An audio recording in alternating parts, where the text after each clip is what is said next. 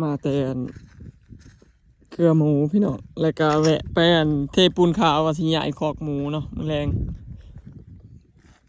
ก็เลยมาสาเนี่ยมื้อนี้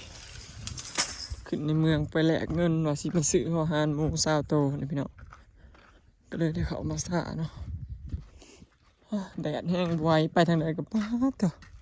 ว่าสิลงคลิปหลายๆก็มันเมื่อยพี่น้องแบบมันแดดนะมันแบบเบิ่งความแดดพี่น้องเบิ่งแทบสิสุก ออกแต่เฮือนบ่ได้ออกแต่ห่มบ่ได้เลยปกติบอยสิแบบหาเลาะถ่ายคลิปนั่นถ่ายคลิปนี้นะแต่อันนี้มันแดดบ่ไหวพี่น้องหาก็แล้วงานบุญกับเมื่อยเพียนะเมื่อยพี่น้องครับมีงานเวลามีงานบุญเท่าไรเนาะเพราะต้องได้รับแขกเลย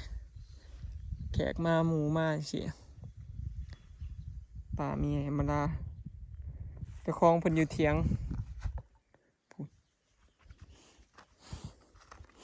ว่านี่เก็บดอกกระเจียวแล้วก็เมื่อกระสรอยออกมาเปลี่ยนแดดพี่น้องบอยเป่งน้ำไว้เลยเป่งน้ำคลองไว้เลยดอกกระเจียวมันออกใหม่เรื่อยๆเลยถ้าก็เก็บประมาณว่านเนาะออกอีกแล้วนี่มันได้เก็บตลอดนะพี่น้องเหมือนเนาะตัวทิ้งเป็นแก่นี่บอยบ่ได้เก็บปล่อยมันขึ้นซะก่อนให้ซุ่มนี่ขึ้นพร้อมกันแล้วได้เก็บเลยจะเก็บออกไปเนาะมันจากสีได้ขึ้นเสมอเลยได้เก็บพร้อมกันลายดอกเลยถ้าเราเก็บเลยมันสิได้เก็บหน่อยเบิ่งปลาข่อยรอถ่ากินอาหารจ้าน้ำนี่ก็อยู่ได้แต่2 มื้อแล้วก็เบิดบกลงวาบเลย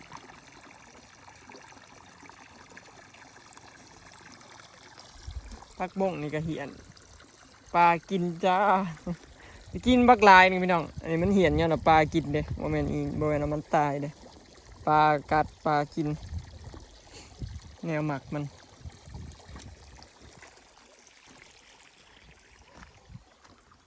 น้ำไม้ต้นยังมันได้ซับออกปะเลยบอกพอปิวเลยเนาะพี่น้องปะซะก็ไม่ได้โหดปีเสาสวย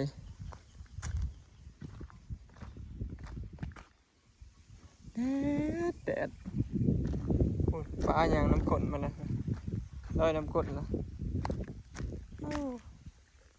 มาเป็นฝูงจ้ามันเป็นฝูงเลยจ้ามันจืดพระเจ้ามันเคยได้กินน้ำข้นแล้วมันลอยมาน้ำข้นบริยาพี่น้องผมเกลืออยู่ใส่กับไปน้ำข้นอะไรสมมติอันนี้บริยาเกลืออยู่ใส่ก็ได้ขั้นท้าเลยอยากให้มันเกลืออยู่ใส่ต้องย่างไปหล่อมันไปให้มันเห็นแล้วกันย่างมาพี่น้องแล้วก็มาเกลือกันแต่นี้ไม่ใช่มา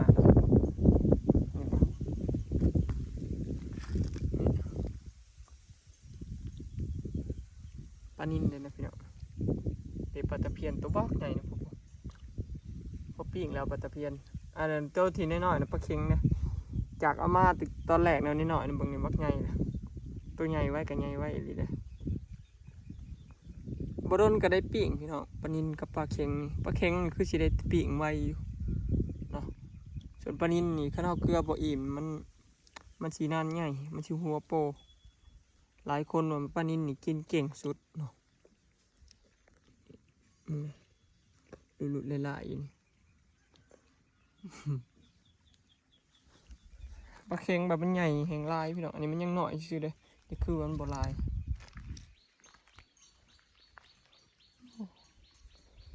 มาดูสวนจ้าต้นไม้ก็ยังลายอยู่ในบ้านแต่ยังไม่ได้ปลูกเนาะถ่ายพ้นตกก่อนเนาะเดือน6ก่อนถ้าปลูกเนี่ยมีขี้ข้านพดเนาะกับมันอยากตายมันอยากติดตัวปลูกใหม่เมื่อฝนตกไงใบมันอยากเขียวจะกรอบเถอะกันเอาบ่อน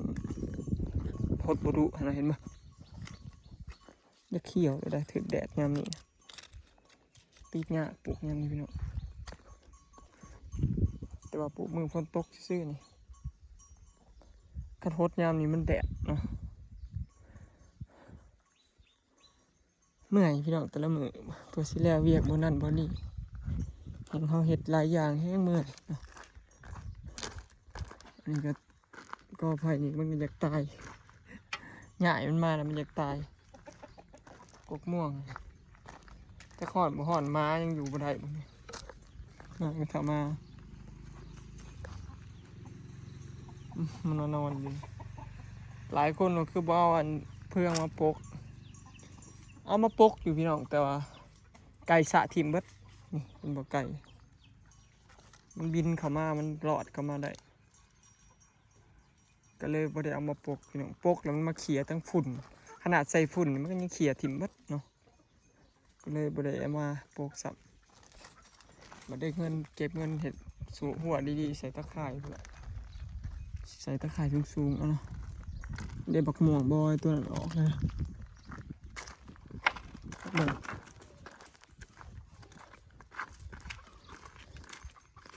เหมือนไก่สุกหรือบ่ออกแดงไปเลยไก่ทั้งเหลืองเลยไก่แล้วพี่น้องไก่แล้วมางามันจนกงเนาะมันหนักมากยังงานี่กะ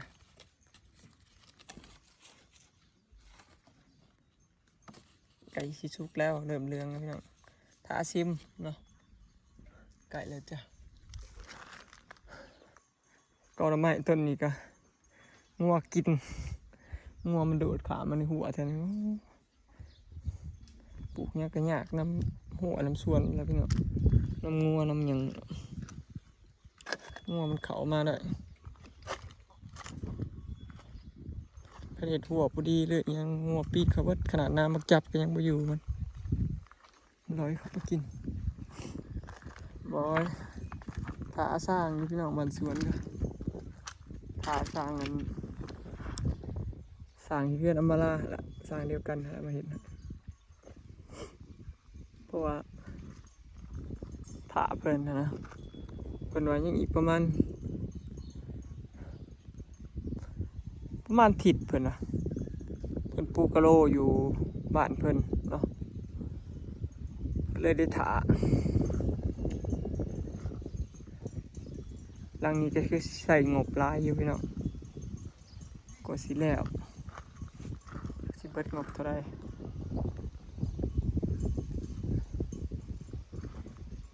ถ้าเบิ่งพี่น้องจึงได้ก็ฝากเบิ่งคลิปเด้อพี่น้องเอ้ยเมื่อยหาเงินล่ะ เมื่อยเลยบอกตรงๆซะพี่น้องแบบว่าเฮามาเจอเศรษฐกิจแนวนี้นะตอนแรกก็ปกติกับพวกหาเงินยากอยู่แล้วแม่นบ่พี่น้องก็เป็นกันบ่จากปกติก็หาเงินยากเนาะบาทนี้น้ำมันก็มาแพงไอ้ข้าวของก็แพงทุกอย่างขึ้นทุกอย่างพี่น้องบ่แม่นขึ้นแต่น้ำมันเด้หลายคนก็คือสิฮู้จักเนาะว่าค่าของชีพอยู่ลาวนี่แบบแพงและก็ค่าแรงบ่ถูกจังซี่นะพี่น้องเข้าใจบ่คือหลายคนก็อยู่บ่ได้หลายคนก็คือโหนั่นล่ะไปเฮ็ดงานฝั่งไทยเนาะฝั่งไทยก็เขาเจ้าสิมีค่าแรงให้หลายกว่าฝั่งนี้อยู่แล้วเนาะพี่น้องคือเงินเดือนอยู่พี่ก็ 2-3 ล้านจังซี่นะก็ไปตกเงินบาทก็ประมาณ 4-5,000 จังซี่นะการเฮ็ดงานอยู่ไทยยังว่าเดือนละวันละ450เนาะพี่น้องแม่นบ่ก็แม่นเฮ็ดเบิดเดือนคือได้อยู่10,000 กว่าบาทจังซี่นะแต่อยู่บ้านเฮามันได้ 4-5,000 อย่างหลายจังซี่นะแตกต่างกันแฮงพี่น้องเนาะนั่นล่ะพอมาแบบนี้แบบหายากขึ้นหาเงินยากขึ้นแถมของก็แพงขึ้นจังซี่ก็เลยแบบคิดไปคิดมาเมื่อยนะแบบเฮาสิเฮ็ดให้มันแล้วเลยดีบ่จังซี่นะบ่คิดอยู่เลยพี่น้องหรือว่าเก็บเงินจังซี่นะบ่เฮ็ดเรือนหลังนี้พี่น้องบ่ปวดหัวมาหลายมื้อแล้วนะแบบคือเอาเงินเฮาไปลงทุนไปเฮ็ดต่อเงินดีบ่จังซี่นะบ่คิดนั่นนี่เลยว่าสิเอาแนวใดดีกับเพื่อนหลังนี้นะเพราะว่า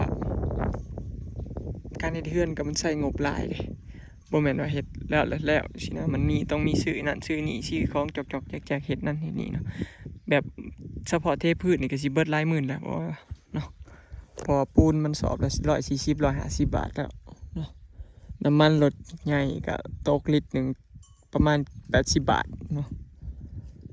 น้ำมันลงอยู่แต่ว่าลง2,000 กีบ3,000 กีบก็เป็นเงินก็5 บาทนี่แหละพี่น้อง5 บาท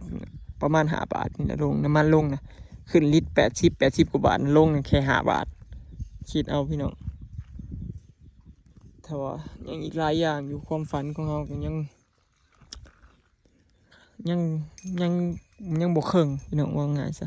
ยังห้องน้ำยังเฮือนครัวจริงๆก็คันน้ำมันบ่ขึ้นข้าวของบ่แพงขึ้นบ่ก็บ่คิดหลายปานใดดอกเนาะแต่ว่าอีหยังก็ขึ้นเบิดยกเว้นค่าแรงเฮานี่แหละ เอาติดตามตอนต่อไปพี่น้องถ้ามื้อหนึงบ่ไหวบ่ก็สิบอกว่าหยุดเนาะ ก็สิหยุดไปเลยบ่ไหวก็ขอเบรกพักมื้อหน้าปีหน้าปีฮือปี2ปี3จังว่ากันเนาะเมื่อยบางเทื่อบ่ไหวก็เมื่อยเด้อพี่น้องการที่เราต้องแบกรับแบบภาระทุกอย่างแบบกว่าสิได้แต่ละอย่างนะบ่แม่นง่ายเนาะบางเทื่อก็คิดได้บางเทื่อก็คิดว่าจะเฮาจำเป็นต้องมีทุกอย่างบ่เนาะพี่น้องหรือว่าเฮาจำเป็นต้องแบบต้องคิดไว้มีทุกอย่างเพื่อลูกเพื่อเต้าเพื่อหลานบ่เฮาต้องคิดไว้นั่นบ่เนาะเอาเดี๋ยวสิเกลือปลาพี่น้องบัดนี้หัวหานสลอยไปเก่ามาใส่ถังไว้ให้เนาะเดี๋ยวสิพาไปเบิ่งเดี๋ยวสิเกลือปลา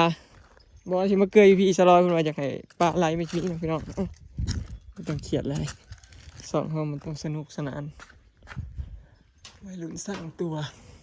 ปิดน้ำก่อนเพราะว่าน้ำนี่เปิดอันออกซิเจนให้มาหมุให้ปลานี่จากว่ามูอีกละเพราะว่าอากาศร้อนอึ๊บ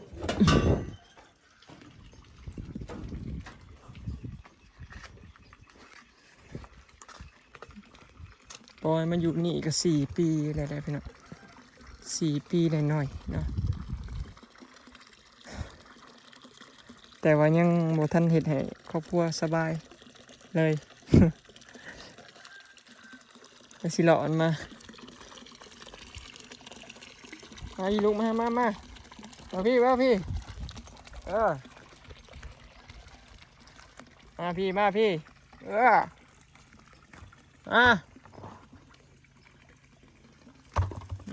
ก็สิยูแห้งอ่ะ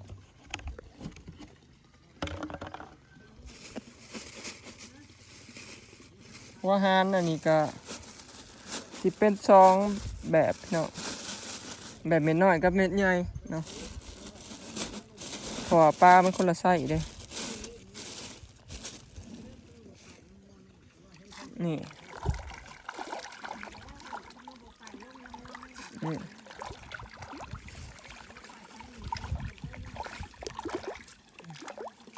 ปลาเม็ดน้อยกับเม็ดปลาน้อยกับปลาใหญ่นะพี่น้องก็เลยแบบว่าคนละไส้นะถ้าแม่นเลี้ยงปลาไส้เดียวกันมันก็สิง่ายคือซื้ออาหารแบบเม็ดใหญ่เม็ดกลางก็แล้วนะ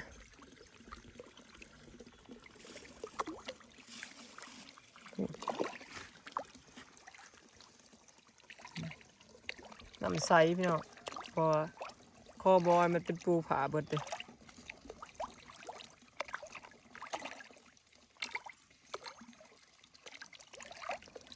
เป็นฝูงนะจ้า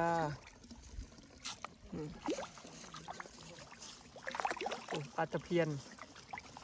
พอปิ้งไปแล้วพี่น้องปลาตะเพียนใหญ่สำคัญไปเลยเรือตะปานินเนาะกับปลาเข็งนี่แหละปลานวลจันทร์มันก็ใหญ่ไปแล้วปกติบอยบริเกลือดอกตอนเที่ยงแต่ว่าเกลือแต่ย่ามมาถ่ายคลิปหรือว่าย่ามมาเล่นอย่างนี้นะบางเถื่อกับเกลือบางเถื่อกับบริเกลือเลี้ยงปลานี่ผู้ใดเกลือเช้าเที่ยงแรงเนี่ยพี่น้องหรือว่าเขาเกลือแต่ตอนแรงกับตอนเช้าบ่แต่ว่าส่วนตัวบอยนี่ย่ามเกลือตอนเที่ยงกับเกลือบางเถื่อกับบริเกลืออย่างนี้นะก็เลยบ่ฮู้ว่าเฮาต้องเกลือเช้าเที่ยงแรงบ่เพื่อให้ปลาใหญ่นะหรือว่าเฮาเกลือเช้าเที่ยงแรงนี่ปลามันก็สิใหญ่กว่าเกลือแต่ตอนเช้ากับตอนแรงบ่พี่น้องบอยก็บ่ได้เคยเลี้ยงปลา อันนี้จะเถื่อจะเลี้ยงปลาในหนองอันเดียวไข่แล้วก็ไห่อีกทีนะโอ้ยพี่น้องว่าละFC เพิ่นว่าอย่าพากินเด้อบอยเลี้ยงไว้เบิ่งเนี่ยว่าเลี้ยงไว้เบิ่งเฮิงเนี่ยพอละบ่ต้องห่วงนะพี่น้องได้เบิ่งตลอดอยู่ดอกเพราะว่าบอยบ่ได้คิดว่าสิกินเบิดดอกคือสมมุติว่ากินเบิดกินรุ่นนี้แล้วรุ่นหน้าก็เอามาเลี้ยงต่อเลยนะบ่ให้น้องคลองเขาว่างนะแปลว่าเขาเฮ็ดคลองอันนี้มากก็เผื่อว่าเลี้ยงปลายามแล้งได้อย่างเงี้ยบ่ได้ว่าเลี้ยงแต่ยามฝนคือน้องหั่นนะคือน้องนี่เขาได้เลี้ยงแต่ยามฝนเด้อพี่น้องเพราะว่าน้ำมันเบิดเนาะคือคลองนี่เขาก็มีน้ำเป่งใส่ตลอดเด้เขาอยากเลี้ยงยามใดก็ได้เนาะนั่นล่ะสาเหตุที่ว่ามาเฮ็ดคลองอันนี้ก็คือเนี่ยนี่แหละเขาได้เบิ่งได้เลี้ยงปลาทุกยามได้กินทุกยามสินะบวกคือปลาหนองเนาะปลาหนองนี่เขาได้กินแต่ยามได้เลี้ยงแต่ยามฝนได้กินกับช่วงแบบเดือน1เดือน2สินะพอแต่สำนั้นเพราะน้ำมันบกลงขณะบกกินมันก็น้องได้ที่มีน้ำหลายแล้วห้ามบกกินมันก็คือเก่าเลยพี่น้องหัวมันสิโปมันอึดอาหารเด้1หัวสิโป2มากับบกคอยมันละขันปลาที่เขาเลี้ยงธรรมชาติให้น้องแต่ว่าปลานี่มันสิมันอยู่แล้วเพราะมันกินหัวอาหารตลอดเขาเกลือตลอดเนาะพอยามแหลงมาคันสมมุติเขาให้หัวอาหารหลายแล้วปลาเขาหลายขึ้นในน้องสิน้ำมันก็ข้าวมันบ่ได้เปลี่ยนน้ำตลอดจังซี่เฮาแบบคันเขาดูดน้ำออกเขาบ่มีน้ำใส่เด้พี่น้องคือน้องเนาะอันนี้เขายังว่าเขาดูดน้ำออกแล้วเขาก็เอาน้ำก๊อกเขาเป่งสลดสบายต่างกันคันเวลาบ่อ้อยบ่ได้ให้บ่ได้เปิดออกซิเจนแล้วรู้สึกว่าปลาบ่อยากหันบอยลองปิดออกซิเจน2 มื้อรู้สึกว่าปลามันแบบลอยหายใจนะมักขึ้นมาหน้าน้ำลอยหายใจแล้วก็แต่คือว่ามันขาดออกซิเจนนะความรู้สึกแล้วเราก็แม่นรีบอยก็เลยเปิดให้ตลอดแต่ว่ามือปิดมือเปิดจังซี่นะแต่ปิดลายมือแล้วมันรู้สึกว่ามันบ่ค่อยหันปลามันลอยหายใจเท่านั้นนะก็เลยบัดนี้จำเป็นต้องเลยเปิดตลอดแล้วก็เห็นงามปิดแล้วก็ปิดจังซี่นะ